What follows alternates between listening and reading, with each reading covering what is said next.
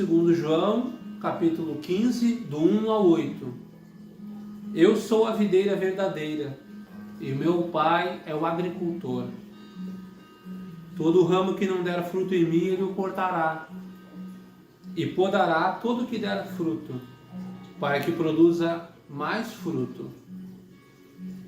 Vós já estáis puros pela palavra que vos tenho anunciado. Permanecei em mim, e eu permanecerei em vós. O ramo não pode dar fruto por si mesmo, se não permanecer na videira. Assim também vós, não podeis tampouco dar fruto, se não permanecerdes em mim. Eu sou a videira, vós os ramos. Quem permanecer em mim e eu nele, esse dá muito fruto, porque sem mim nada podeis fazer. Se alguém não permanecer em mim, será lançado fora como um ramo. Ele secará, e hão de ajuntá-lo, e lançá-lo ao fogo, e queimar-se-á. Se permanecerdes em mim, minhas palavras permanecerem em vós, pedireis tudo o que quiserdes, e vos será feito. Nisto é glorificado meu Pai, para que deis muito fruto, e vos torneis meus discípulos. Palavra da salvação. Glória a vós. Enquanto eu orava pedindo essa semana a palavra para o nosso grupo de oração, me veio muito forte essa palavra da videira. E eu me recordo quando eu era criança, na minha casa, nós tínhamos no pátio de casa assim, uma parreira, né? Na minha cidade natal se chama, na palavra aqui diz videira, mas lá o pessoal chama de parreira, né? Então, de quando em quando meu pai, e eu era pequeno, né? A gente observa as coisas assim, de uma forma engraçada, as crianças, né? O pai, todo ano ia lá, o meu pai, na terra, né? Ia lá e cortava, né, a parreira, o pé de uva. Nós tínhamos um pé de uva no pátio. E eu ficava assim, eu achava esquisito aquilo, né? Porque ele cortava um monte assim o pé. Cortava vários galhos mesmo, não era pouca coisa. Chegava assim, ficava em cima da garagem, né? Onde deveria ficar o carro. Então ficava tudo cortadinho ali. E aí eu vi, a gente vai aprendendo com a vida, né? Que Deus, ele tem muitas coisas boas para operar em nós, muitas obras boas. Mas para que essas obras aconteçam em nós, Deus tem que nos podar em algumas coisas, em alguns excessos, em alguns erros. Essa é a lógica de Deus, né? Muitas vezes alguns cristãos por aí podem pensar, não, Deus é uma teologia da prosperidade, né? Eu vou fazer isso, Deus vai me dar, eu vou rezar isso e Deus vai me dar aquilo, né? Eu vou ajudar o fulano, eu vou ganhar um carro, né? O caminho de Deus nos cura, claro que cura. Deus nos abençoa, claro que nos abençoa. Mas o caminho de Deus, ele é um caminho é um caminho formativo. Claro que Deus opera maravilhas. Eu mesmo já tive a graça de presenciar quantas curas nos nossos grupos de oração, até algumas raras vezes alguns milagres, operados por grandes pregadores, como por exemplo Padre Rufus, Irmã Brigitte Maquena, Padre Robert de Grandes, né? Esses precursores da renovação carismática, homens de fé, homens cheios de poder e de unção, né? Mas o normal de Deus é o nosso dia a dia, é nos formar nas pequenas coisas. E Jesus nos exorta: permanecei em mim, permanecei em mim. Qual é a primeira coisa que vem na nossa cabeça? Permanecer, de que forma que eu permaneço em Jesus? Rompendo com o pecado. Essa é a primeira. É o primeiro passo que eu tenho que dar, certo?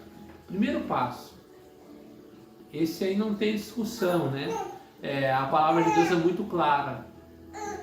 Romper com o pecado. Mas como que eu posso fazer isso? Como que eu vou romper com o pecado? Só tem um caminho, é pela igreja. Eu me arrependo dos meus pecados, o Padre dá absolvição, eu estou perdoado.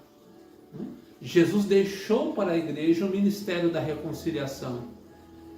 E graças a Deus chegou até nós, chega até nós hoje e vai chegar até a volta do Senhor. Porque Jesus disse sobre a minha igreja, as portas do inferno não vão prevalecer. Então, romper com o pecado.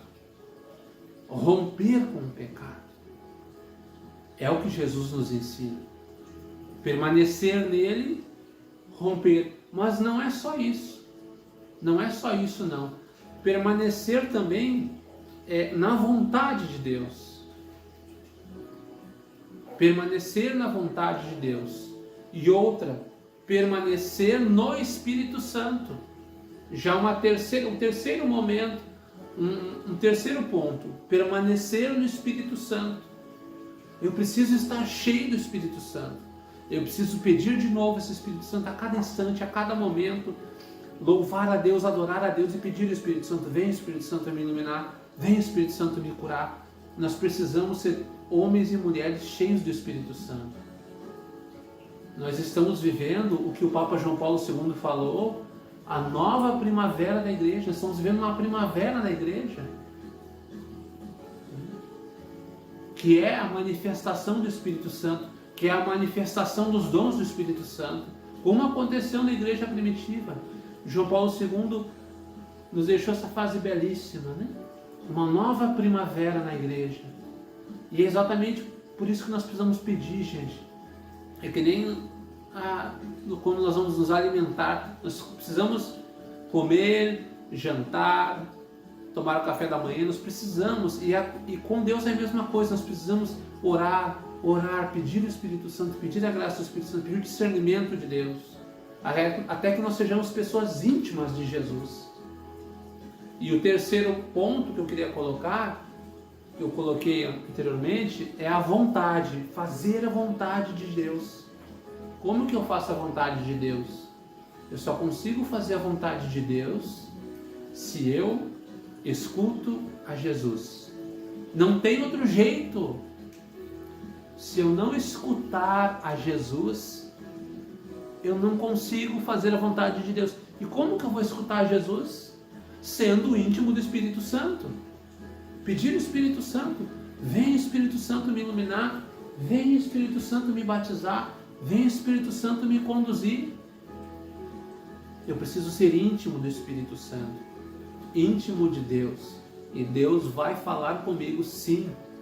Se não for de uma via extraordinária, né, como grandes santos viveram, Santa Maria Faustina, São Francisco de Assis, tantas pessoas que conversavam com São Padre Pio, Deus vai me falar. Se não for pela via extraordinária, Ele vai falar pela via ordinária, como Santa Teresinha do Menino Jesus, por exemplo, que viveu a presença de Deus nas pequenas coisas do seu dia a dia.